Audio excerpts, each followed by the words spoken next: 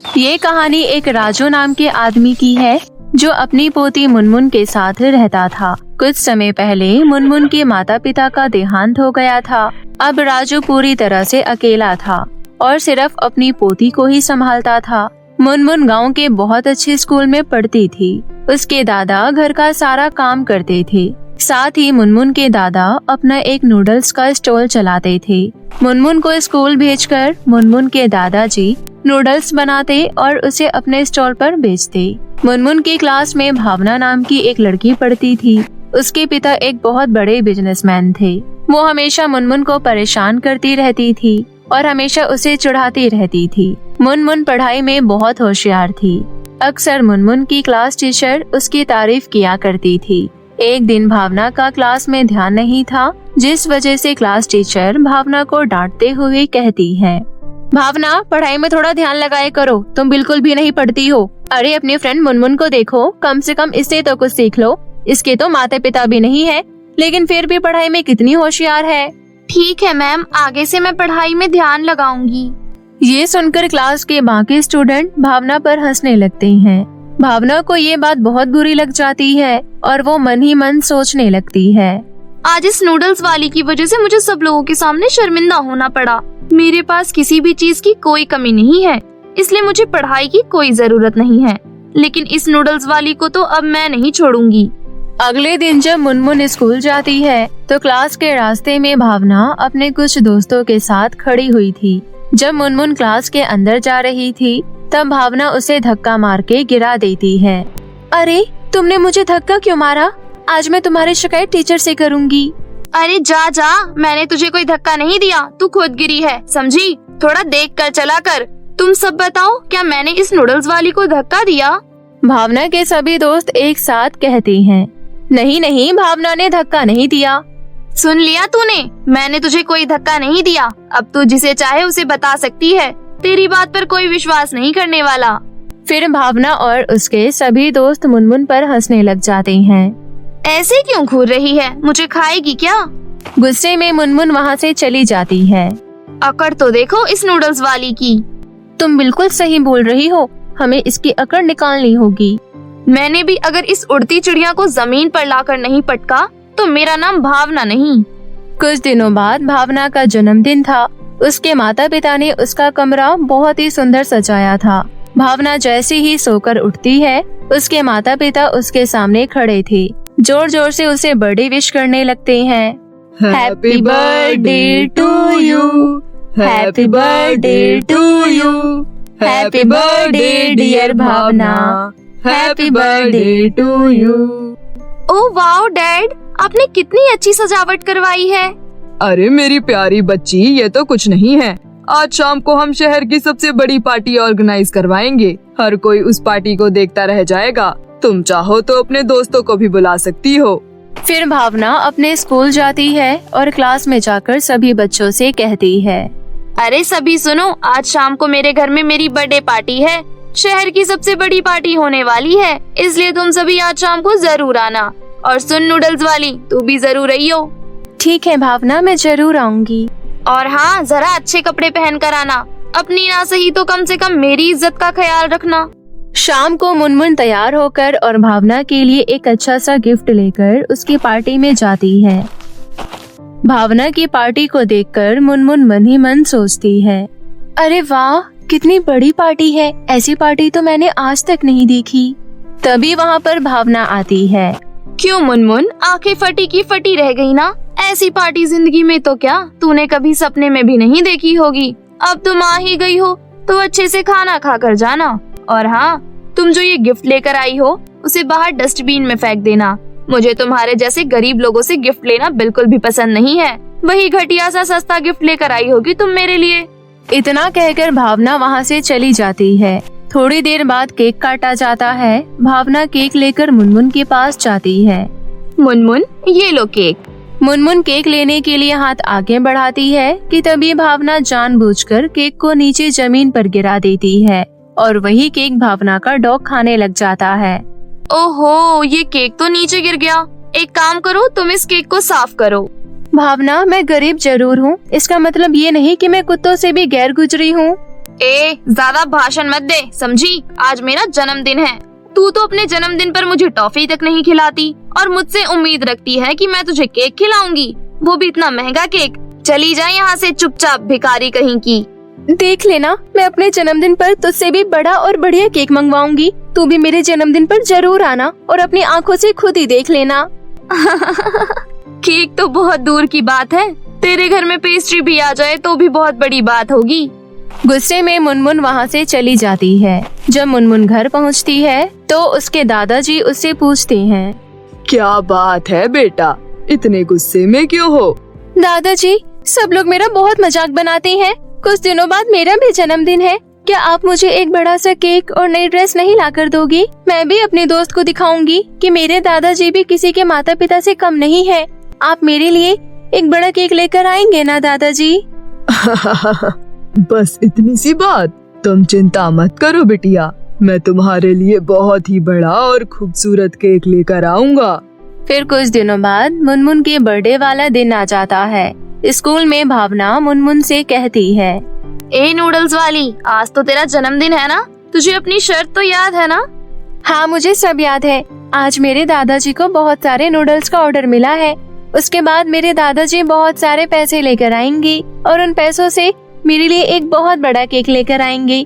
शाम को तुम जरूर आना और केक खा कर जाना। मुनमुन के दादाजी बहुत सारे नूडल्स बनाकर ऑर्डर की डिलीवरी करने जाते हैं, लेकिन नूडल्स लेने वाला भावना का पिता ही होता है।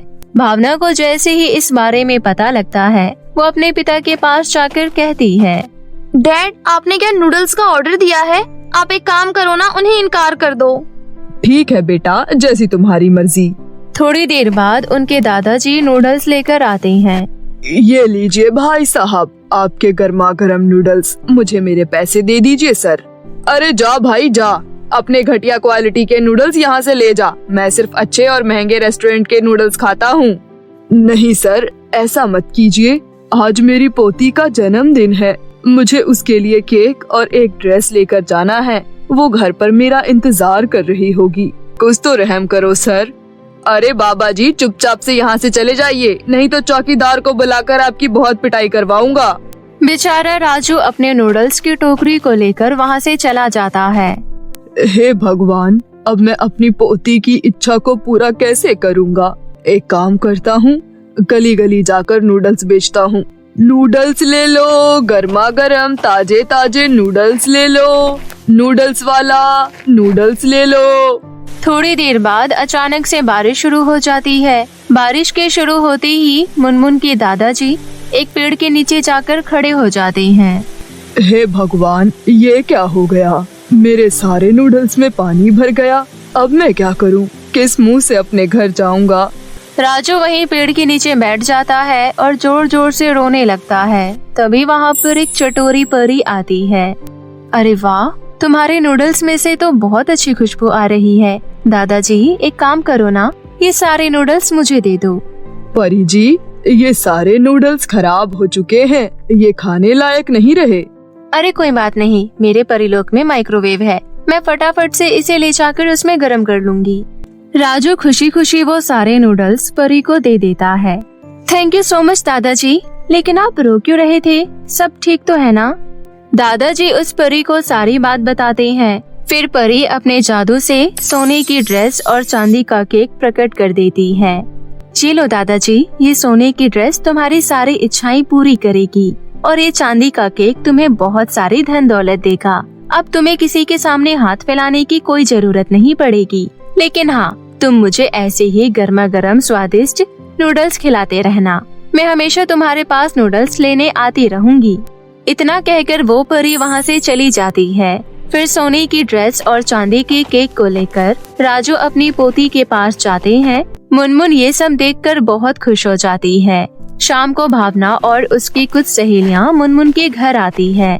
सभी मुनमुन की सोने की ड्रेस और चांदी के केक को देखकर हैरान रह जाते हैं और फिर मुनमुन खुशी खुशी अपना जन्मदिन बनाती है। साथ ही अब मुनमुन और दादाजी की गरीबी दूर हो गई थी।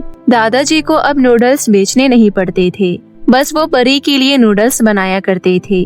परी अक्सर नूडल्स खाने के लिए दादाजी के पास आया करती थी। मुनमुन और भावना की अब दोस्ती हो गई थी। परीलोक में ऐना नाम की एक बहुत ही सुंदर और मॉडर्न परी रहती थी। उसे मेकअप करना बहुत पसंद था। वो अक्सर पृथ्वीलोक जाती और ढेर सारे मेकअप का सामान खरीद कर लाती। साथ ही साथ फैशनेबल कपड़े और ज्वेलरी भी खरीद कर लाया करती। उसकी इस आदत से बाकी परियां बहुत परेशान रहती थी। एक दिन सभी परियां मिलकर रानी परी के पास गई। उनमें से जूली परी बोली, रानी परी जी, ऐना आए दिन पृथ्वीलोक जाकर शॉपिंग पर ढेर सारे पैसे खर्च कर देती है। इस तरह वो आए दिन पैसे खर्च करती रही तो एक दिन परीलोक का सारा खजाना खत्म हो जाएगा। हाँ रानी जी, ऐना बहुत घमंडी भी हो गई है। वो हम परियों से ठीक से बात भी नहीं करती है। वो बस दिन भर मेकअप में लगी रहती है। रानी परी, प्लीज आप कुछ कीजिए ना। मैं ऐना को परीलोक का खजाना लेने से मना नहीं कर सकती। वो परीलोक की परी है और हर परियों का खजाने पर बराबर का हक है। सॉरी, इसमें मैं कुछ नहीं कर सकती। ऐसा कहते हुए रानी परी वहाँ से चली गई। कुछ देर बाद वहाँ ऐना परी आई। उसे देखते ही जूली परी बोली, ऐना, तुम्हारा ब्रेसलेट बहुत अच्छा लग रहा है और तुम्हारा मेकअप भी अच्छा लग रहा है। ओह थैंक्स, ये ब्रेसलेट मैं कल ही खरीद कर लाई हूँ। पूरे 10,000 रुपए का है। ओह अच्छा, क्या मैं तुम्हारा ये ब्रेसलेट एक दिन के लिए ले सकती हूँ? मुझे कल अपने फ्रेंड के बर्थडे पार्टी में जाना है। तुम्हारा दिमाग तो नहीं खराब हो गया? ये ब्रेसलेट मैं तुम्हें क्यों दूँ? ये ब्रेसलेट तो सिर्फ मेरे हाथों में पहनने के लिए बना है। तुम्हारे हाथों में बिल्कुल भी अच्छा नहीं लगेगा, समझे तुम? मैं तुम्हें अपनी कोई भी चीज नहीं दूंगी। ऐसा कहते हुए ऐना परी मुंह बनाते हुए वहाँ से चली गई। देखा तुम सबने उस ऐना की बच्ची को? इसका कुछ करना ही पड़ेगा। कुछ ज्यादा ही हवा में उड़ रही है। हम कर भी क्या सकते हैं जब रानी परी ही ऐना को कुछ नहीं कहती। वैसे भी ऐना को समझाने का कोई फायदा नहीं। मुझे पता है मुझे क्या करना है। बस तुम सब परियां मेरा साथ देना। मैं कल रानी परी को जो बोलूँगी तुम सब भी वही बोलना।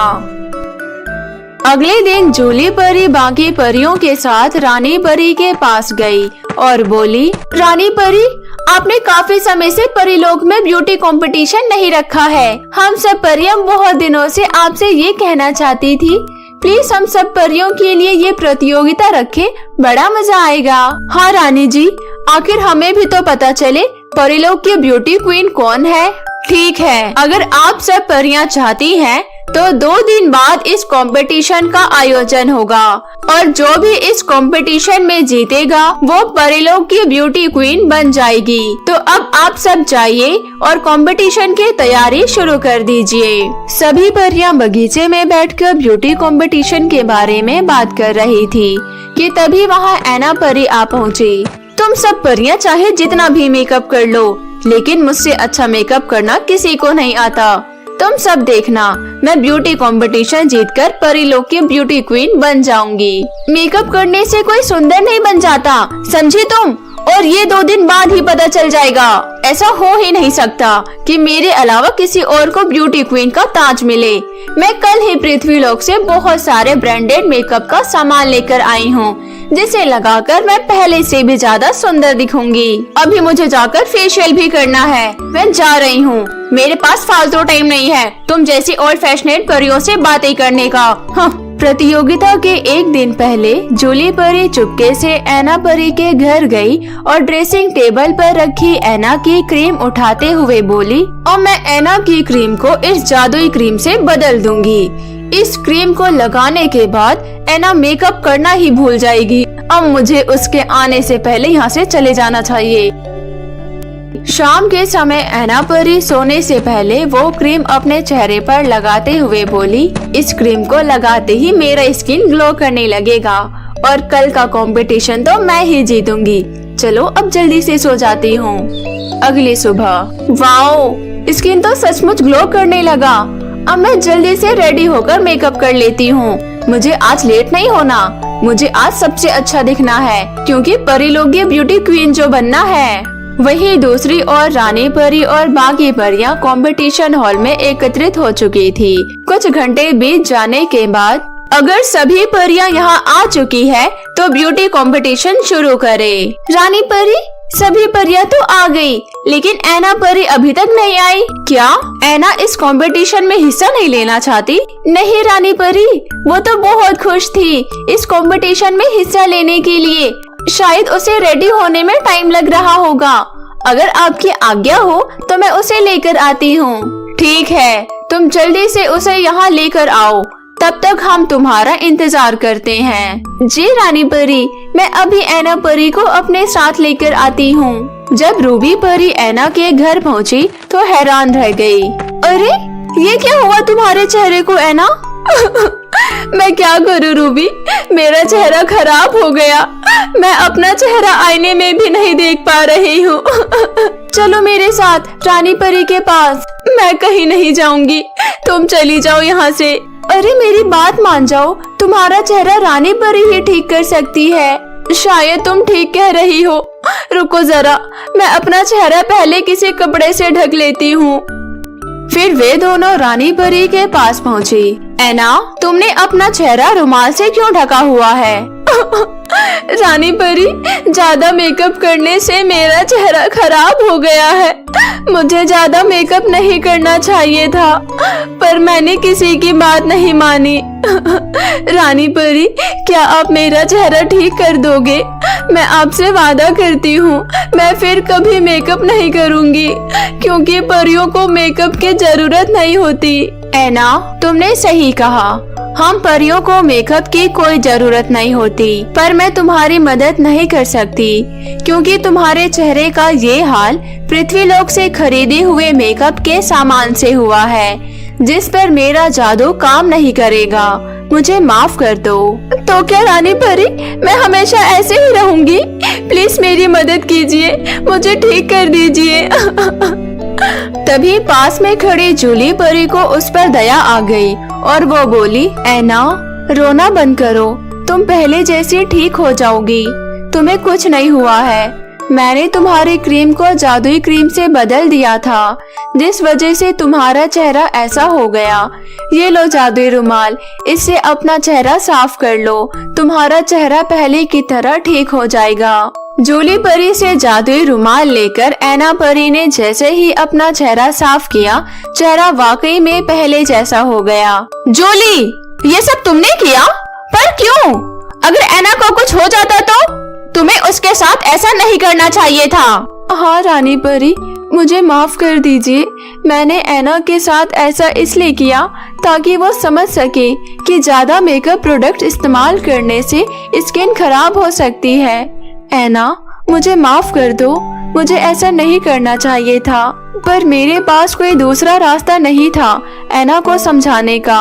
ये सब सुनकर ऐना परी को अपनी गलती का एहसास हुआ और वो बोली, कोई बात नहीं जूली, अगर तुम मेरे साथ ऐसा नहीं करती तो मैं कभी ये जान नहीं पाती कि मैं मेकअप के बिना भी सुंदर दिखती हूँ। अब मुझे मेकअप प्रोडक्ट की कोई जरूरत नहीं है। अब मैं कभी इनका इस्तेमाल नहीं करूँगी। मैंने आप सभी के साथ बहुत बुरा व्यवहार किया है, प्लीज मुझे माफ कर दो। अब सब ठीक हो गया है, तो चलो अब मैं ब्यूटी कंपटीशन शुरू करती हूँ। वैसे आप सब परियां आज बहुत सुंदर लग रही हैं, लेकिन आज जो ये ब्यूटी प्रतियोगिता जीती है उसका नाम है ऐना। क्या सच में? रानी परी, मैं इस परिलोक की सबसे सुंदर परी हूँ। हाँ ऐना, तुम ही परिलोक की सबसे सुंदर परी हो। तुम्हें मेकअप की कोई जरूरत नहीं है, तुम ऐसे ही बहुत सुंदर दिखती हो। हाँ ऐना, अब से तुम जैसी हो वैसे ही रहना, तुम वाकई में बहुत सुंदर हो। परी जी, अब मैं समझ गई कि मैं कितनी गलत थी। मैं वादा करती हूँ अब मैं मेकअप प्रोडक्ट का इस्तेमाल कभी नहीं करूँगी। ऐना, ब्यूटी क्वीन बनने की खुशी में पार्टी नहीं दोगी क्या? हाँ हाँ, क्यों नहीं, मैं सब परियों को पार्टी दूंगी। ऐसा कहते हुए ऐना परी ने सभी परियों को अपने घर पार्टी में इनवाइट किया। तो मेरे प्यारे दोस्तों, इस कहानी से हमें ये सीख मिलती है कि हमें ऐसे ही आलतू फालतू प्रोडक्ट का इस्तेमाल नहीं करना चाहिए, इससे हमारे स्किन को हानि पहुंच सकती है। तो कैसी लगी आपको हमारी ये कहानी, हमें कमेंट करके जरूर बताएं। और यदि कहानी अच्छी लगी हो तो अपने दोस्तों के साथ भी शेयर करें। और हाँ, अगर आपने अब तक हमारे चैनल पोला टीवी को सब्सक्राइब नहीं किया है तो जल्दी से नीचे लाल बटन दबाकर अभी सब्सक्राइब कर ले और साथ ही इस बेल आइकन को दबाना ना भूले। तो मिलते हैं आपसे फिर किसी नई कहानियों के साथ, तब तक अपना ध्यान रखें। धन्यवाद।